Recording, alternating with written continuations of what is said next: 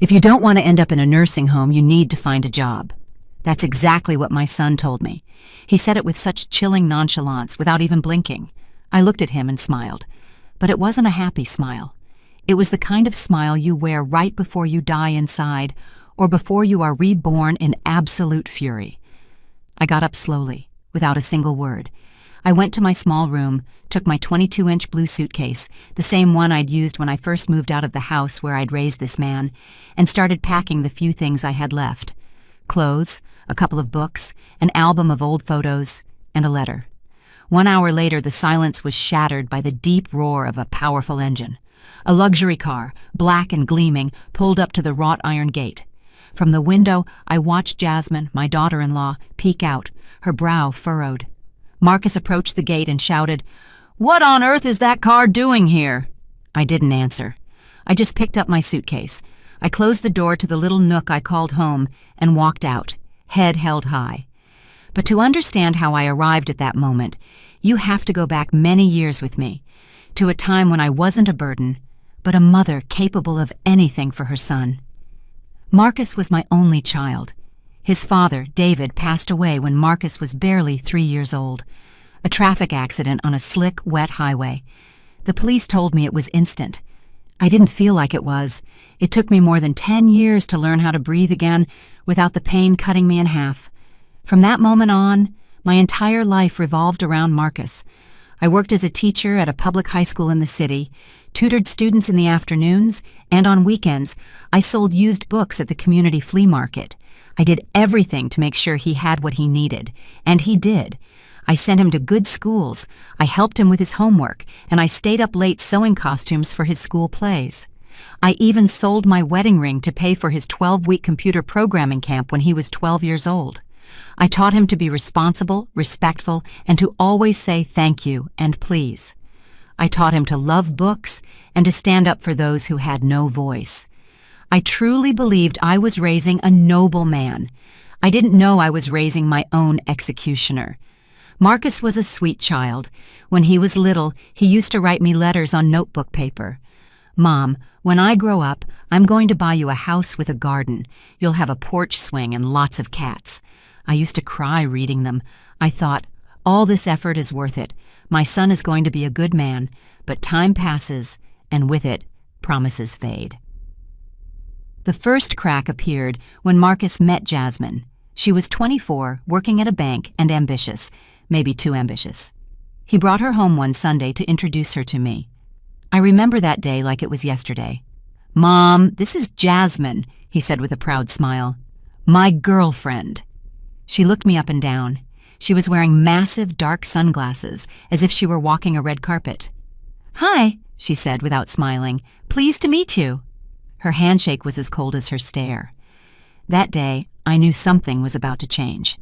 And it did. After they got married, Marcus started visiting less. He no longer came for Sunday dinners. He always said he had too much work. When he did call, it was for practical things. "Do you still have my birth certificate?"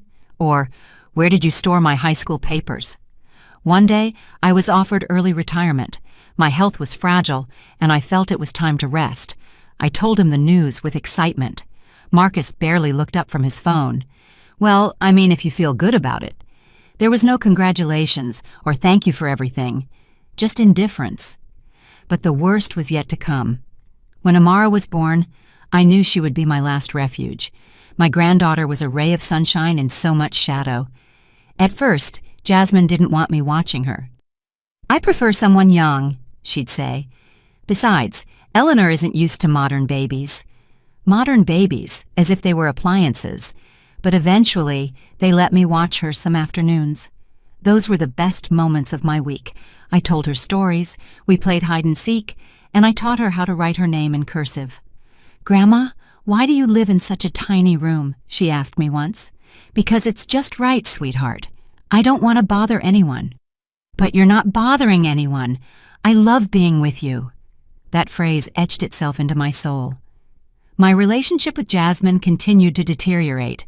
She started avoiding me, speaking to me in sarcastic whispers. "Eleanor, can you please not leave your things scattered in the laundry room? Eleanor, close the back door. You're letting the heat out." "Do you have to make noise right now?" It was my house, or at least it had been. They had remodeled it, yes, but the land was mine. Still, I felt like an intruder, an uncomfortable presence. When I tried to talk to Marcus about it, he just said, "Jasmine is very sensitive and sometimes you don't help." It was the first time I felt completely alone. One day Marcus called me into the main living room. I had just finished washing Amara's laundry, and my hands were still damp. "Mom, we need to talk." I sat on the edge of the sofa. Jasmine stood beside him, arms crossed. "This can't continue," Marcus said. "We're tight on money. We can't afford to support another person." "Another person?" I asked. "I'm your mother, Marcus." "I know, but you're an adult, and you can make your own decisions. If you don't want to go to a nursing home, you'll have to get a job." I felt a knot in my throat, not because of the suggestion, but because of the way he delivered it, the sheer lack of affection, memory, or gratitude. "That's not fair," I whispered. "Life isn't fair, Mom," Jasmine countered. "Welcome to the club." Marcus stood up. "We've talked it over. Take your time, but we can't go on like this." I stayed there, listening to the wall clock. Tick-tock, tick-tock. And I knew something inside me had finally broken. What they didn't know was that I wasn't as alone as they thought. Months ago, I had received a letter that changed my life. It was from Isaiah, a love from my youth, whom I had never forgotten. He found me through an old friend. He wrote to me gently, asking if I ever thought of him. And yes, I thought of him more than I should. We started talking on the phone, then through video calls. He lived down south in North Carolina, where he owned acres of farmland and vineyards. "I never stopped loving you, Eleanor," he told me one night. "And if you'll let me, I want to see you again." That sentence was like a hand extended in the middle of an abyss. When Marcus told me I had to get a job, I had already made my decision. I wasn't going to beg, I wasn't going to scream, and I wasn't going to make a scene. I just smiled.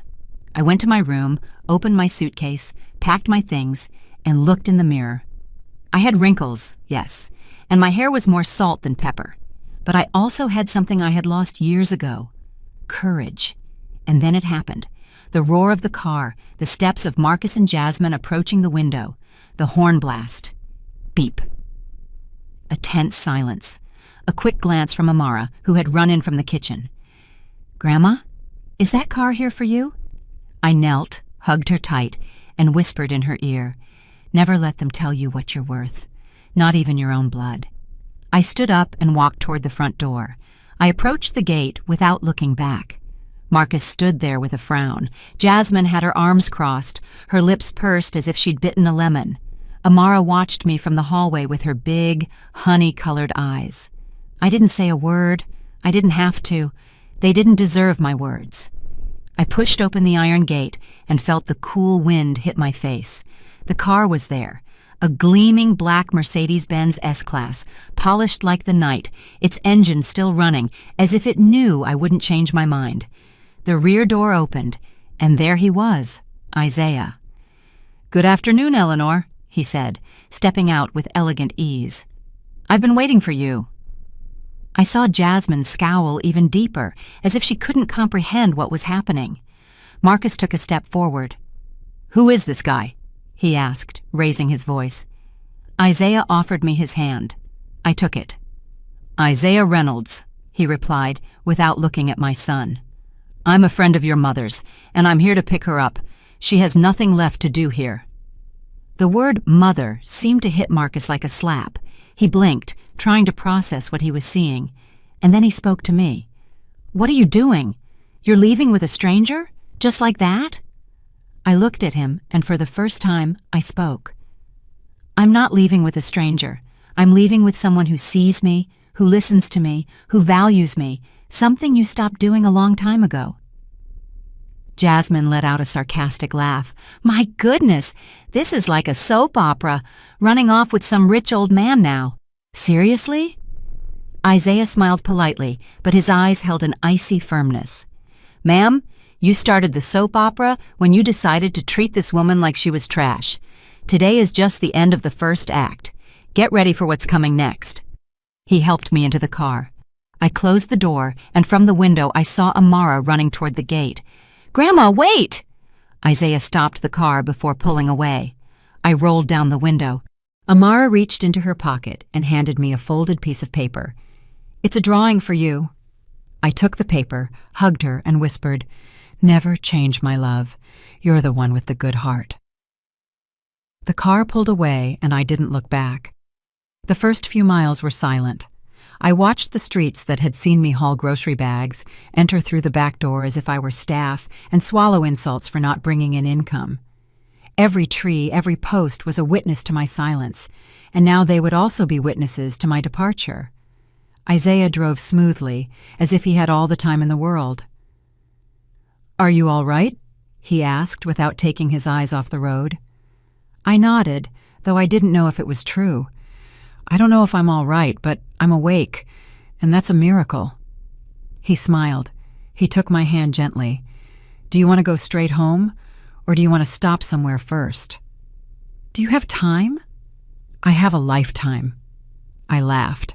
After so much time, I laughed for real, and that's when I knew it. I was no longer the woman who walked with her head bowed. I was someone else. Or rather, I was starting to become who I was before the fear took over. We stopped at a small, warm roadside diner with huge windows and the scent of fresh baked bread. We sat by the window. Isaiah ordered 2 coffees and some pastries. "Do you remember the first time we went to a place like this?" he asked me. "Of course. I ordered black tea with lemon, and you said that wasn't what happy people drank." He laughed. "And you told me, 'Then I'm a proud, unhappy woman.'" We both laughed. But then silence returned. Isaiah looked me in the eye. "Eleanor, did they hurt you badly?" "No." I swallowed. I felt something break inside. I don't know if it was hurt or just neglect. It was years of small things, glares, comments, closed doors, favors that turned into debts.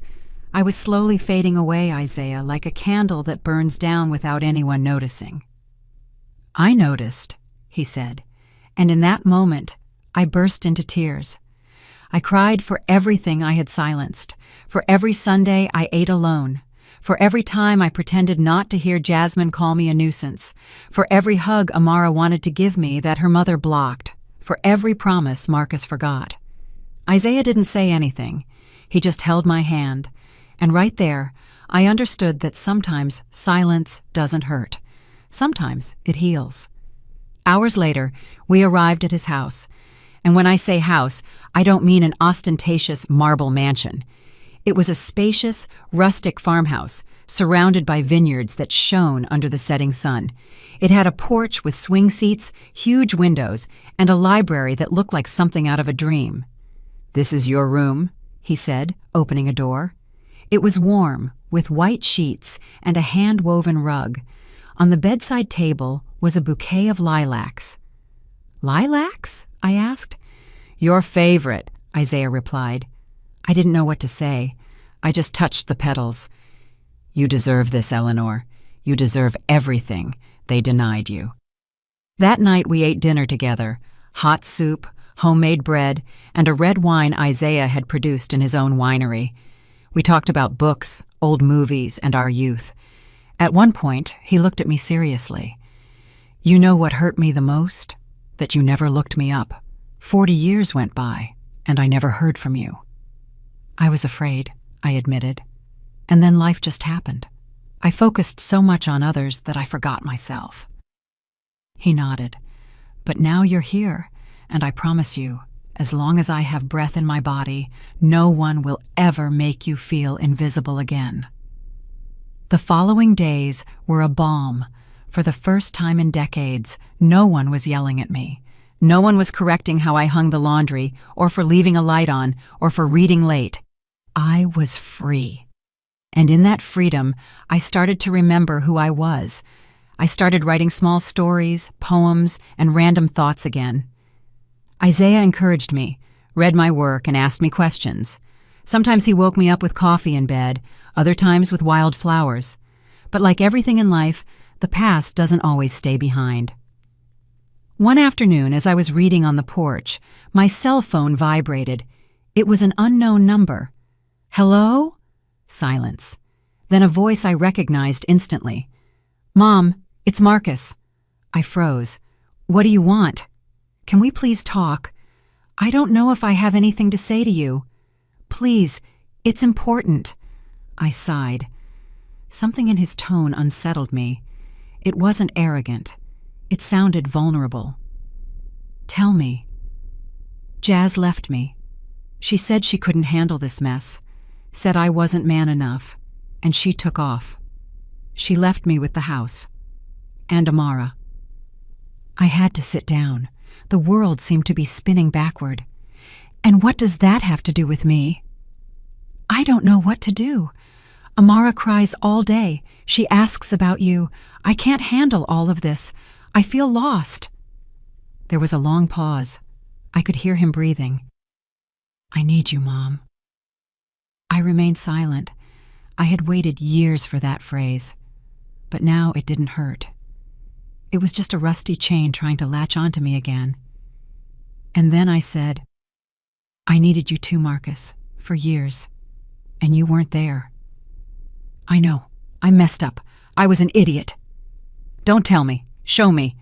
Because if you want me to come back, it won't be to that little room, and it won't be to your contempt." Marcus sobbed. I hadn't heard him cry since he was 6 years old. "Can I come see you?" I thought for a moment and said what I never thought I would say. "Yes, but don't come alone." "Who do you want me to bring?" "Bring Amara. She has every right to see me. You'll have to earn yours." The morning sun illuminated the vineyards, but my heart was torn between calm and anxiety. I had agreed to see Marcus, not because I trusted him, but because my granddaughter Amara deserved to know I hadn't abandoned her. Isaiah watched me from the porch as he drank his coffee. "Are you sure you want to see them?" I nodded, though I was shaking inside, not because of him, but because of her. Isaiah put down his cup, walked over, and stroked my cheek. "Whatever happens, I'll be right here. You are not alone, Eleanor. Not anymore." I took a deep breath, and I waited. At 11:30, the same family car that had seen me silenced so many times pulled through the wooden gate. Marcus got out first. He was no longer the arrogant, haughty man of weeks prior. Dark circles under his eyes betrayed sleepless nights, and his wrinkled shirt seemed to hang loose on his body. Amara got out next. She ran to me without a second thought. "Grandma!" I hugged her with a strength I didn't know I had. Her hair smelled like almond soap, and her body trembled with emotion. "I thought you didn't want to see me anymore," she whispered. "Never, my love. Never think that again." Marcus watched us from a few feet away, unsure what to do with his hands or his guilt. "Can we talk?" he finally asked. I looked him straight in the eye. 10 minutes, that's all." We sat on the porch. Isaiah discreetly took Amara inside and offered her juice and cookies. Through the window, I saw her telling him something, moving her hands like wings. My granddaughter was happy, and that gave me strength. Marcus sat across from me. He fidgeted uncomfortably, as if the seat were burning him. "I don't know where to start," he said. "Then don't start. Just be clear." He swallowed. "You're right about everything. I failed you. I allowed things I never should have allowed. I let Jazz humiliate you, make you feel like a burden, and I ignored it.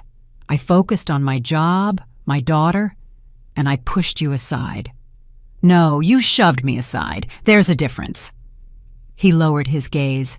He looked defeated. "I know I have no excuses, but I'm here because I'm alone and because I only now understand what you did for me for years." "And you only just realized that?" "Yes. When I saw myself washing dishes, cooking, finding clothes for Amara, taking her to school, and enduring her crying, I understood. I understood that you did all of that, and I never appreciated it." Silence. "I'm sorry, Mom." I kept looking at him. He was my son, the one who called me his queen when he had a fever and I read him stories. And at the same time, he was the man who allowed his wife to treat me worse than a maid. Both truths coexisted, and they hurt. I don't know if I can forgive you, but I can listen to you. That's a start. We spent the afternoon in the garden. Amara played with Isaiah, who was teaching her how to plant a small vine. They laughed as if they had known each other their whole lives. Marcus watched me in silence. He loves you, doesn't he? Much more than you ever allowed yourself to. And you love him? I'm rediscovering him, but yes, I do. Marcus nodded. His pride seemed to dissolve with every word. I don't know if I have the right to ask this, but could you keep Amara for a few days? I got a temporary job in another city for a few weeks, Seattle, Washington. I have no one to leave her with, and she wants to stay with you. I turned toward my granddaughter. Her eyes were sparkling with hope. Can I, Grandma? Can I stay with you and Isaiah? Isaiah appeared then, as if the scene had summoned him. It would be an honor, but only if your grandma agrees. I sighed. All right, but under my rules. No surprise visits, no meddling. Marcus nodded immediately. Thank you truly. Before leaving, he turned one last time. I know I have a lot to prove. I just want you to know I'm willing to undo the damage. I watched him get into the car and drive away down the dirt road. A part of me felt relief, another nostalgia, but none of me felt guilt. The days with Amara were a balm. We ate breakfast together, walked through the vineyards, and baked cookies. Isaiah became her silent hero. He told her stories, listened patiently, and taught her how to recognize stars at night.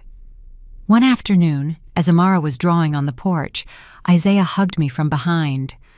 I never imagined having this, he whispered.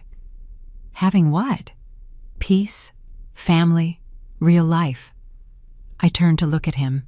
His eyes were moist. Thank you, Eleanor, for coming back to me. I didn't come back. I found myself again, and you were there. But calm, as always, comes at a price. One night, as we were having dinner, Amara got a message on her tablet. It's my mom, she said without looking up. She wants to know if I'm okay, and she told me something weird. What? She said Dad is seeing a girl, that he now has someone to leave me with, and that maybe he won't need me anymore soon. Isaiah and I exchanged glances. How do you feel about that? I asked her. Sad, but I don't want to go back. I'm happy here. I hugged her. You will always have a place here, my love. Always. But something sparked in me. Jasmine. That woman couldn't let go of control, not even from a distance. And if Marcus was starting to rebuild his life, who was to say he wouldn't repeat his mistakes? That night, I sat down at Isaiah's desk, took paper and pen, and wrote a letter. Dear Eleanor, for years you allowed others to decide your worth, to label you, to hide you, but you are not a shadow. You are a light, and even if it sometimes flickers, the light always returns.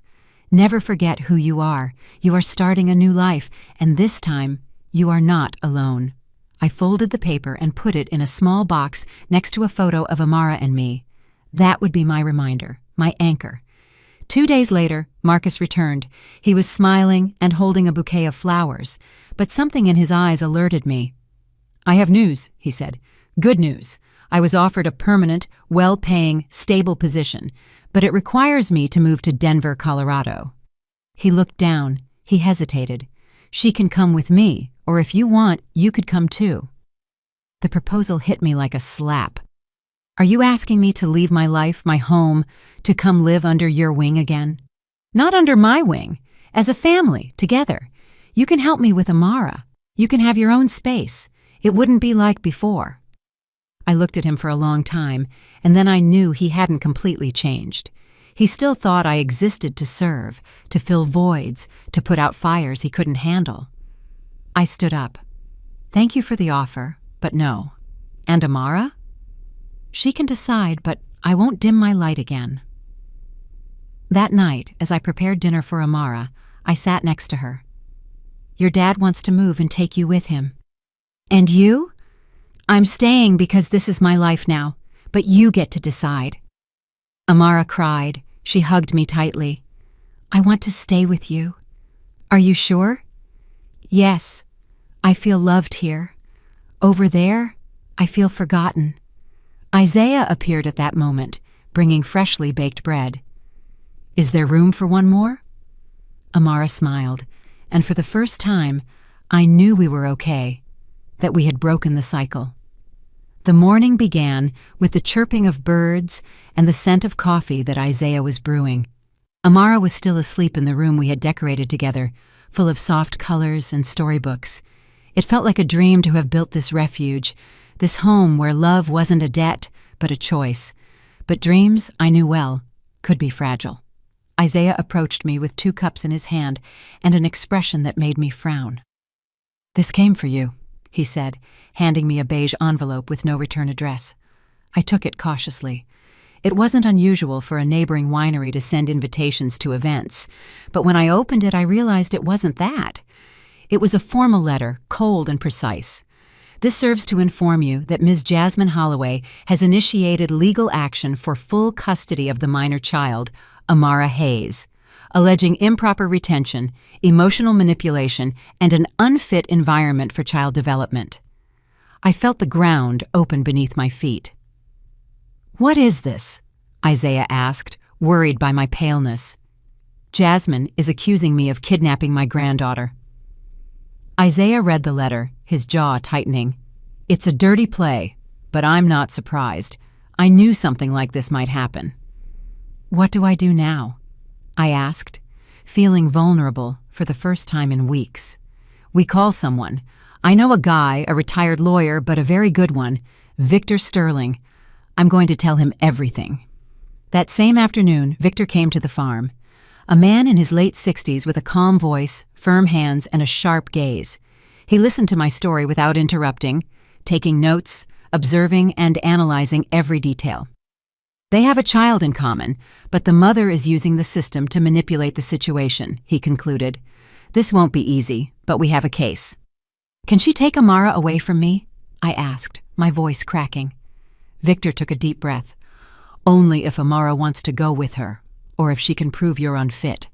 But from what I see, there is nothing here that indicates danger. On the contrary, Jasmine can lie. She's done it before. And we're going to tell the truth and prove it." I felt supported. For the first time, someone was talking to me about justice, not resignation. That night, the 3 of us ate dinner together. Amara noticed something different in the air. "Did something happen?" she asked, stirring her noodles with her fork. I looked her in the eyes. I didn't want to lie to her, but I didn't want to burden her with worries that weren't hers. "Your mom wants to see you, and she's a little upset because you didn't go back with her." Amara looked down. "She's mad because I want to stay with you." "Maybe, but it's not your fault. You have the right to choose where you feel happy." She got up, hugged me tight, and whispered, "I don't want them to take me away from here." And my heart broke. Isaiah took her to bed. When he came back, he found me on the porch, smoking a cigarette after years of quitting. "I don't want to lose everything again," I told him. "You won't lose anything. Now you have someone who supports you, and you are not alone, Eleanor. This time, we're going to fight together." He was right. The following days were a whirlwind of hearings, social worker visits, and psychological interviews. Amara responded with unexpected maturity. She firmly stated that she felt cared for, loved, and respected in our home, and that in her previous house, no one listened to her, and her mother was always absent or in a bad mood. The psychologist wrote a clear report. The minor expresses a strong emotional bond with her grandmother, Eleanor Hayes, with whom she reports feeling protected, understood, and happy. No emotional manipulation was detected. It is recommended to preserve the stability of the current environment. When Victor read it to me, I couldn't help but cry. It was the first time a legal document had stated something I already knew. Amara wasn't being held. She was safe. Days later, we were called to the courthouse. Jasmine arrived, impeccably dressed, with her lawyer and her mask of a dethroned queen. I arrived with Victor and Isaiah, my heart racing. Amara did not attend, per the judge's recommendation. The judge read the reports and listened to the lawyers. The tension was palpable. "Miss Jasmine Holloway," he finally said, We find no grounds to revoke the temporary custody granted to Ms. Eleanor Hayes as a provisional caregiver. The minor has clearly expressed her wishes. Therefore, custody will remain as is, and scheduled supervised visits will be established for you." Jasmine gritted her teeth. Her lawyer put a hand on her arm to calm her. "This isn't over," she told me on her way out. "You don't know what I'm capable of." I looked at her with a peace she couldn't understand. "Yes, I do. That's why I'm not afraid of you." That night, we had a special dinner. Isaiah cooked his famous meatloaf. Amara made an improvised cake with frosting and cookies. We laughed as if we had defeated a dragon. In a way, we had. After tucking Amara in, Isaiah and I sat on the porch. "You were a lioness today," he said. "I felt alive today for the first time in a long time." He took my hand and kissed my fingers. "I love you, Eleanor, just as you are, and I want everything with you." I looked at him. My chest filled with something new, not gratitude or dependence, but love, free and chosen. I never thought love could feel like this after so many years, after so many wounds. With Isaiah, it wasn't just companionship. It was freedom. It was knowing that someone looked at me and truly saw me. For weeks we lived in a tense calm. Jasmine's threat seemed to have evaporated after losing in court, but deep down, I knew she hadn't given up. That woman didn't know defeat. She only knew how to hide and attack again. And that attack didn't take long. It started with small signs. One day, the principal of Amara's school called me. "Ms. Hayes," she said in a worried tone, "we received a request for a change of legal guardian.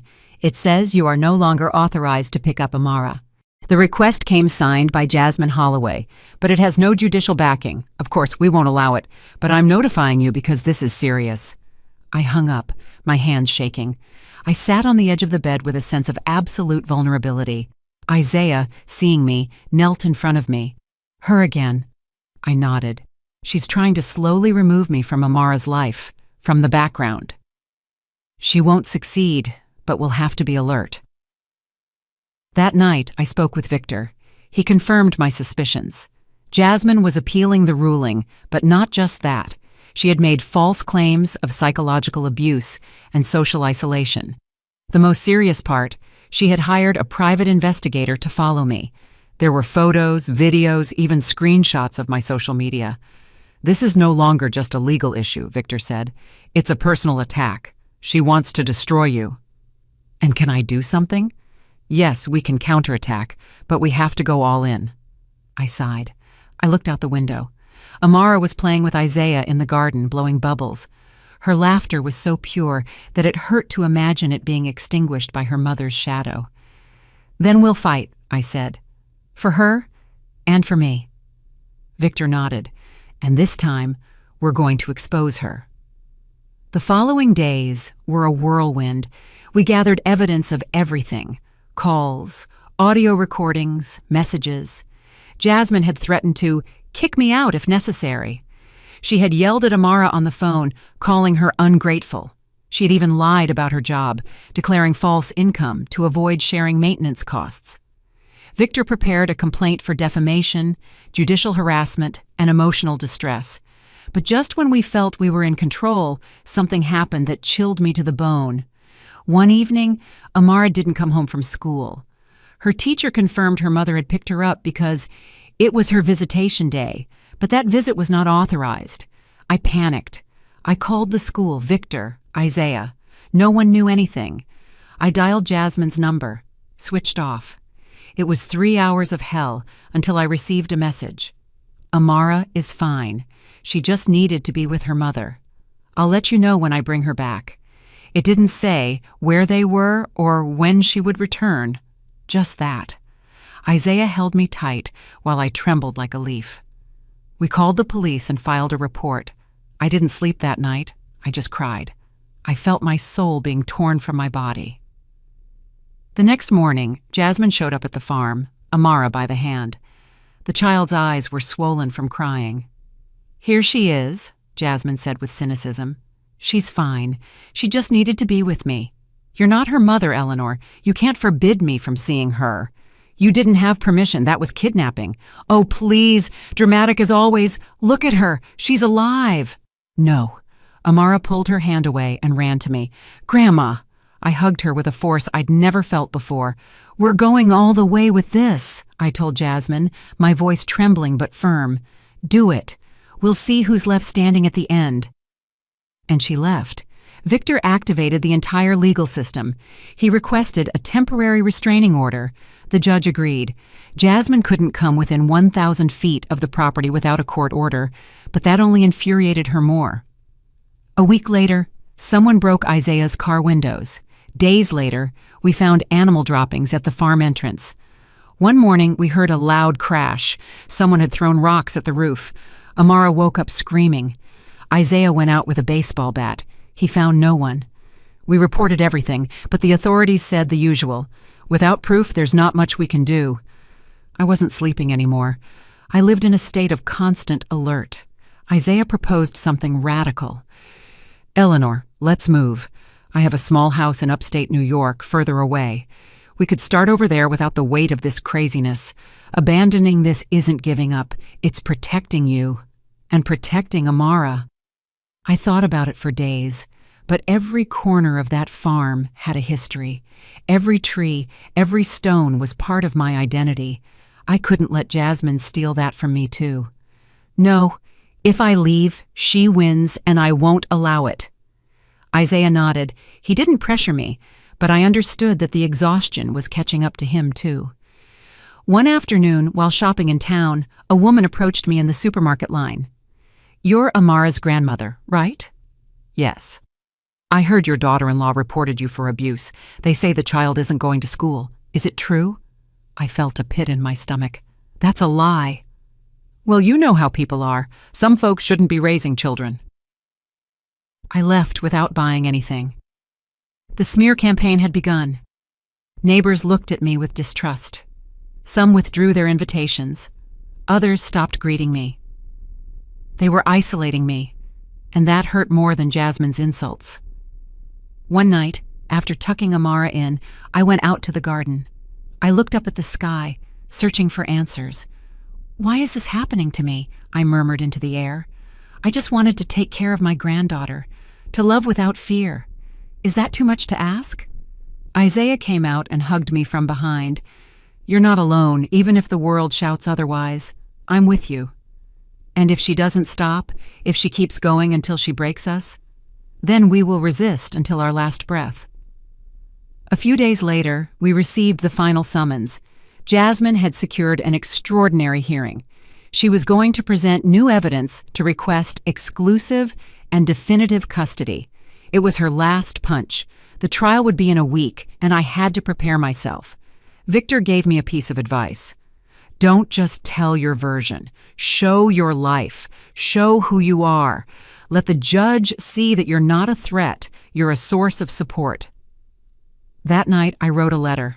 I didn't know if it would be read, but it helped me order my soul. My name is Eleanor Hayes. I am 66 years old. I am not perfect. I've made mistakes, but I would never stop loving someone who needs me. I am not fighting out of pride. I am fighting for a bond that life gave me and that I do not intend to surrender to anyone's whim. I put the letter in my purse and decided it would be my shield. Amara, upon hearing about the trial, was scared. I'm going to have to leave. No, my love. This time, we're going to win. And if we don't? I looked at her, my soul breaking. Then we'll go together, wherever it is, but together.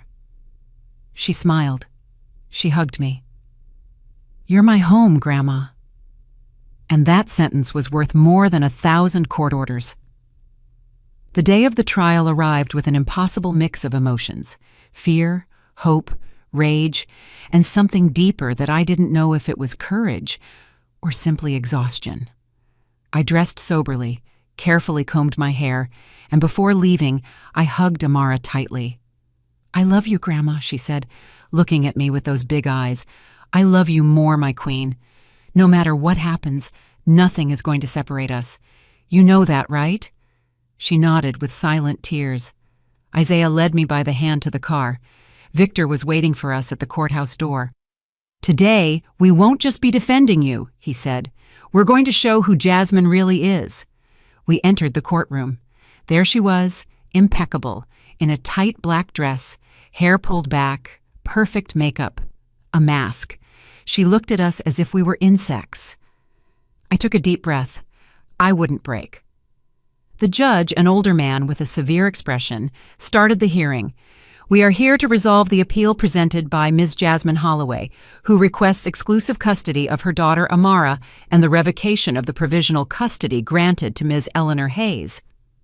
Everything was on the line. Jasmine spoke first. "Your Honor, my mother-in-law has emotionally manipulated my daughter, alienated her from me, and interfered with her development, preventing contact with my environment. She has created an unauthorized figure of authority. Amara needs a mother, not an obsessive and possessive grandmother." Her words hurt, but even more painful was that she said them in a trembling voice, as if she truly believed she was right. She presented out-of-context videos, one where Amara told me she didn't want to see her mother, another where I called her my baby. Victor stood up. "With all due respect, those fragments show nothing illegal or inappropriate. Showing affection or respecting the wishes of a child who suffers distress upon seeing her mother does not constitute alienation." The judge nodded without comment. Then Victor counterattacked. He called Amara's teacher to the stand. She testified that the girl had often arrived at school crying after visits with her mother, that she had shown fear, and that she once told her, "My mom yells at me if I talk about my grandma." Jasmine denied everything, feigning indignation. Next, a neighbor took the stand, a brave older woman who had heard Jasmine screaming when she came to pick up the child. "It's not right," she said. "Eleanor raised that child with love. That girl, the mother, only shows up to cause trouble." Then Victor requested that the testimony of Amara, recorded by the court psychologist, be heard. The courtroom fell silent. "My grandma takes care of me. She reads me stories. She hugs me when I'm scared. With my mom, I get scared. I don't want to live with her." The words were soft, but the impact was brutal. Jasmine turned pale. Victor concluded powerfully. "We are not asking to take away her right to be a mother, but we are asking that the minor's well-being be prioritized and that well-being, without a doubt, is with Eleanor." Finally, the judge allowed me to speak. I stood up with the letter in my hand. "Your Honor, I did not come here to fight out of pride. I came because I could not stand idly by while a child was torn from her only safe haven." I read the entire letter. Every word came from the depths of my soul. "I am not perfect, but I have given everything for Amara. I have protected her with my body, my time, and my love. I do not ask for recognition. I only ask that I be allowed to continue caring for her as she needs, as I need." When I finished, the judge lowered his gaze. The room was silent. He sighed, paused for a long time, and then spoke. "This court rules that the provisional custody granted to Ms. Eleanor Hayes shall be maintained and made permanent. The biological mother will maintain a supervised visitation schedule and must begin a therapeutic process before requesting any future modification." I felt the world stand still. Isaiah squeezed my hand. Victor smiled, and Jasmine remained motionless, as if she couldn't comprehend what had just happened. The judge added, "This court also recommends that the plaintiff refrain from making unfounded legal actions or smear campaigns under penalty of more severe sanctions." We had won. Outside the courthouse, Amara was waiting for me with Isaiah. When she saw me, she ran toward me with a huge smile. "Can we go now?" "Yes, my love, we are free now." I hugged her. I felt her heart beating against mine, and I knew that no matter what happened, nothing could break this bond. Jasmine came out minutes later. She looked at me with pure hatred. "Enjoy your victory. It won't last." "It's not a victory," I said calmly. "It's justice.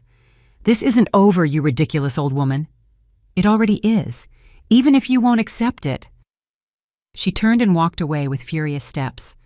I watched her disappear into the crowd. For the first time, I didn't feel fear. I felt pity, because she had lost everything out of pride and didn't know how to love. The following days were a tense calm.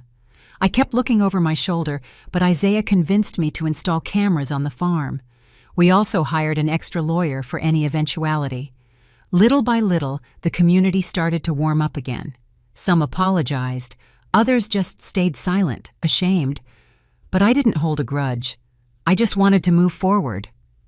Amara returned to her classes happily. She started drawing again, singing, and playing without fear. I started smiling again, too. Isaiah and I shared long afternoons in the garden. We talked about life, the future, and the love that had arrived when we least expected it. One afternoon, as we watched the sunset, he took my hand. "I love you, Eleanor. And I love you. Will you marry me?" I looked at him incredulous. "Are you crazy?" "Yes, for you." We laughed and cried. I said yes. The wedding was intimate. Just a few friends, Victor, and of course Amara, who carried the rings and cried with emotion. I never imagined wearing white again, but I did it not for tradition, but as a symbol of rebirth. Inside me, there were no longer any ruins, only seeds of something new. A few months later, a black van stopped in front of the farm. Amara and I were planting flowers. Isaiah was reading the paper under the porch. A man in a suit got out of the vehicle. "Ms. Eleanor Hayes?" "Yes. I'm from Horizon Publishing. We have a proposal for you. The judge shared your letter with us in a legal forum. It moved us deeply. We would like to publish it, and if you are willing, accompany it with your complete story." I was speechless. My story. Yes, we believe many women need to read it, to see that they can resist, that they are not alone. Amara squeezed my hand. Isaiah approached, smiling. "What are you going to tell him?" "Yes," I said, "because I'm no longer afraid to tell people who I am." I accepted the publishing proposal without knowing exactly what I was getting into. I had never written anything longer than a grocery list, but when I sat down in front of the blank notebook, the words began to flow as if they had been waiting for years for their turn to breathe. The first sentence I wrote was, "My name is Eleanor Hayes. They told me I was old, that I was a nuisance, that I should be quiet, but one day I decided to stand up." For weeks, I dedicated every morning to writing, remembering, crying, and healing. The pain turned into paragraphs, the rage into chapters, and the loneliness into a voice. Victor helped me organize the facts. Isaiah corrected my spelling errors with infinite patience. Amara sometimes sat beside me and said, "Are you telling the part where you saved me, Grandma?" "Yes, my love, but I'm also telling how you saved me." The book was published 6 months later with a title that left no room for doubt. If you don't want to end up in a nursing home, get up. The cover showed a silhouette of a woman with a suitcase in her hand, standing in front of an open gate. I didn't expect it to sell much. I thought a few women in some community library would read it, but the unexpected happened. It went viral. Social media was flooded with quotes from the book. Women of all ages began sharing their stories. Some wrote me letters.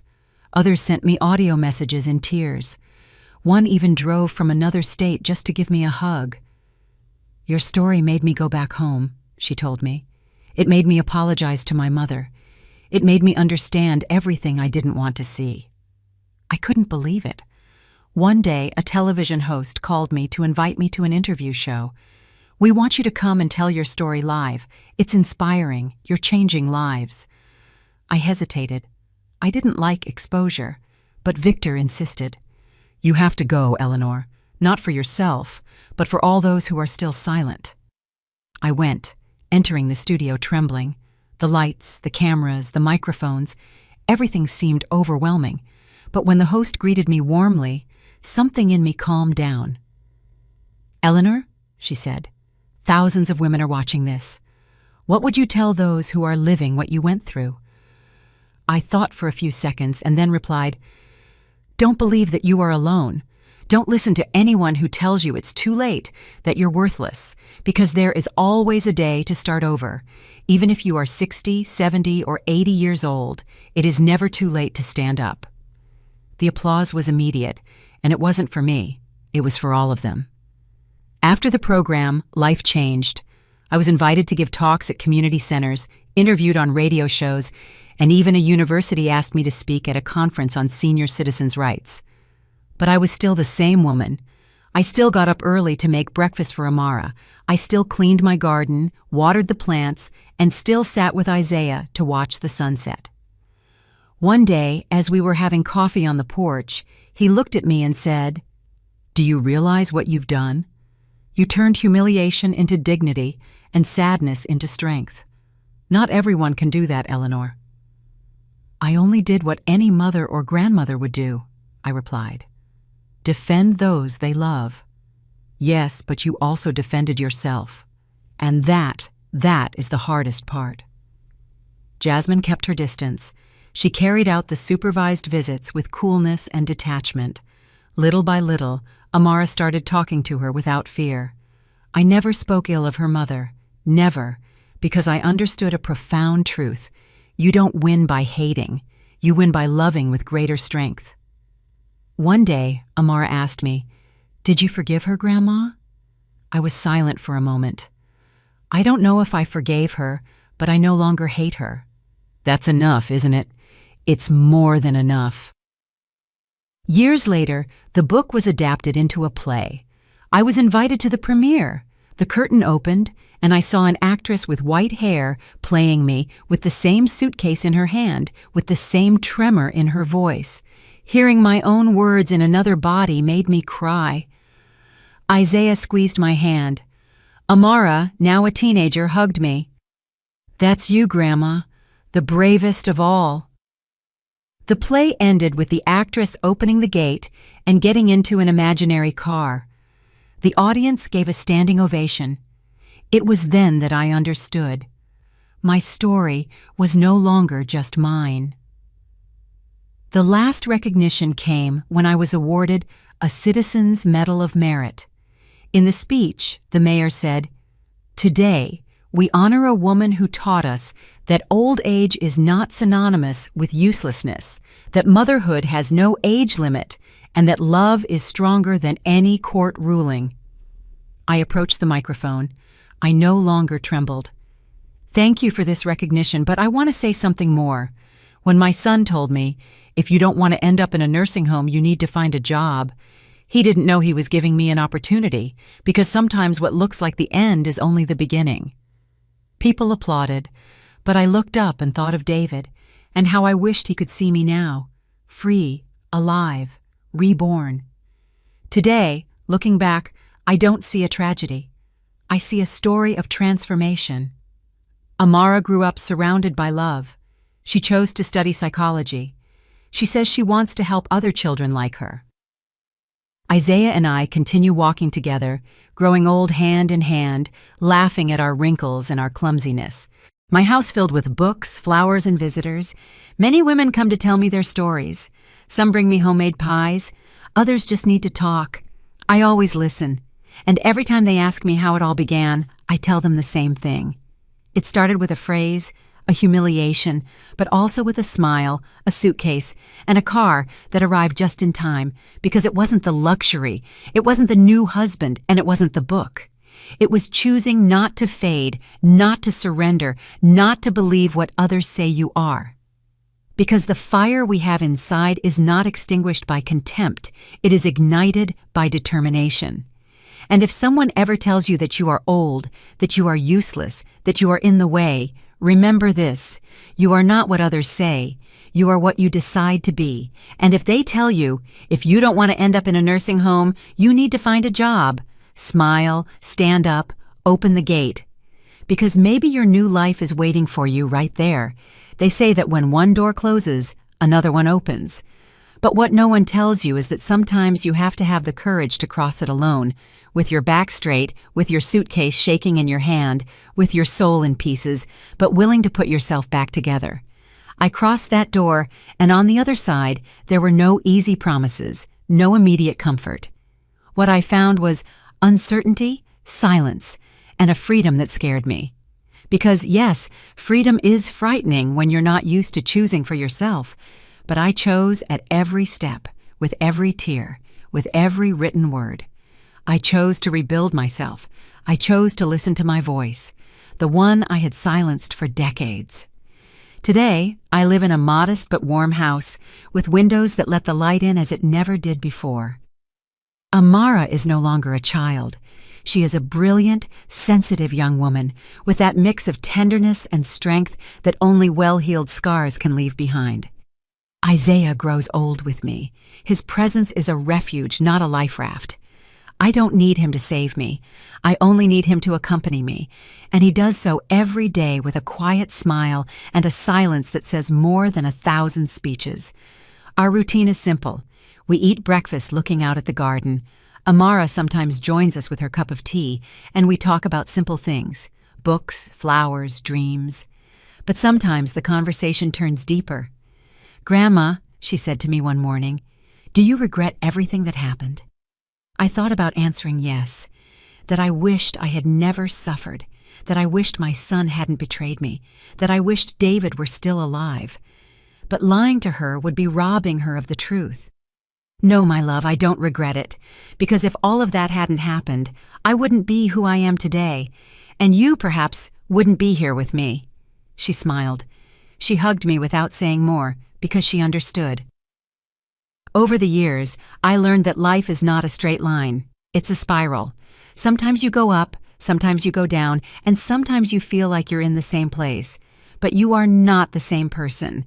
I am not the same woman who trembled at the sound of her son yelling, nor the one who bowed her head when her daughter-in-law humiliated her, nor the one who thought she had no place left in the world.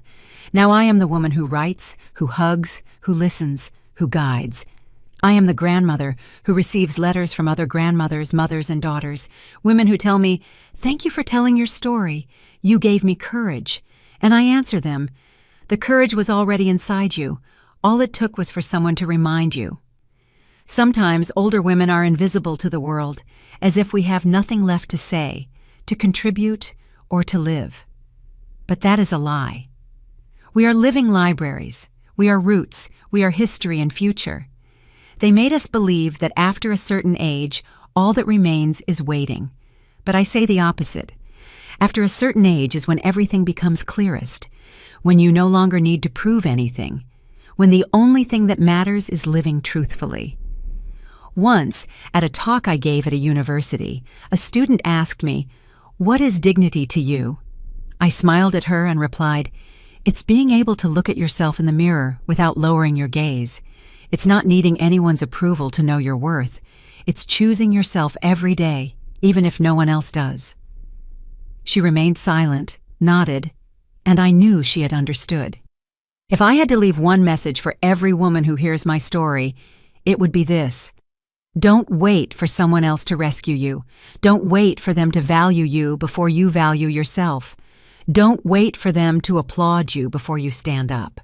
Do it anyway. Do it trembling. Do it with fear, but do it. Because sometimes life begins right at the moment you decide not to be the victim, but the author of your own story. And if you ever have to pack a suitcase, don't see it as an end. It's just the prologue to everything you're going to write next. Did you like the story? And which city are you listening from? Let's meet in the comments.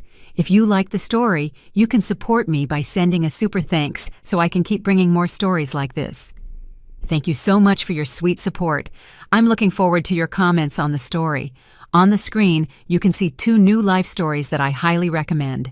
There's so much more on my channel. Don't forget to subscribe. See you in the next life story with love and respect.